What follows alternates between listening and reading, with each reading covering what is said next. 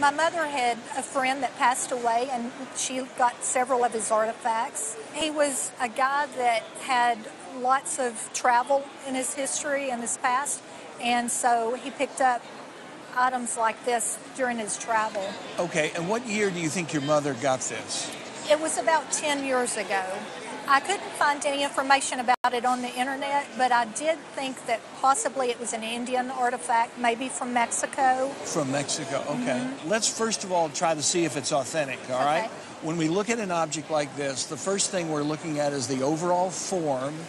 Does it match with the area it supposedly comes from?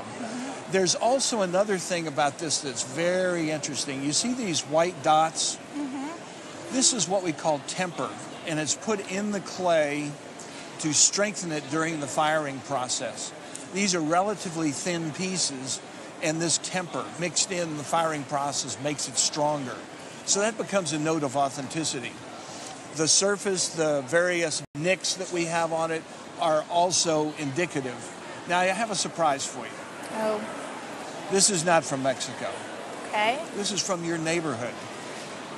Okay. This is from northeastern Arkansas. Does that shock Okay, you? that does shock me. This is from the Mississippian culture, which is about 900 to 1500 AD. This is authentic. Oh, wow. It comes from a site that's up near Memphis in the northeastern part. These are called hunchback. There are a number of these, and sometimes when we see objects like this, we think that they're portraits. There are so many that that's probably not the case, but it undoubtedly has some sort of a mythological context.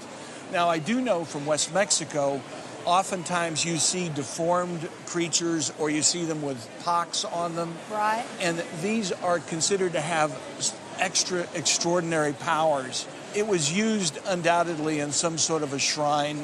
It could have an ancestor function too. These things, when buried, would have been buried in a tomb in very, very thick clay. So it's amazing that this thing is in the shape that it's in. These artifacts are the same as you'd see in Mexico with respect to the function, and that is they were placed in the tomb to accompany the deceased to the afterlife. This really is in great condition. We do have this break.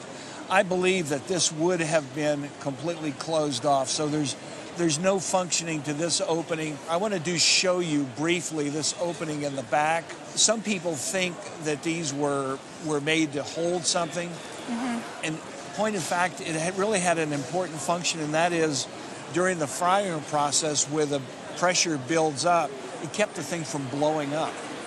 Now we come to the best part. In a good auction or in a good gallery, this piece is going to sell for $10,000 to $15,000. Oh, wow. Now, I want to say the Roadshow is always mindful about various regulations that concern objects like this. It is illegal to take these off federal lands, okay?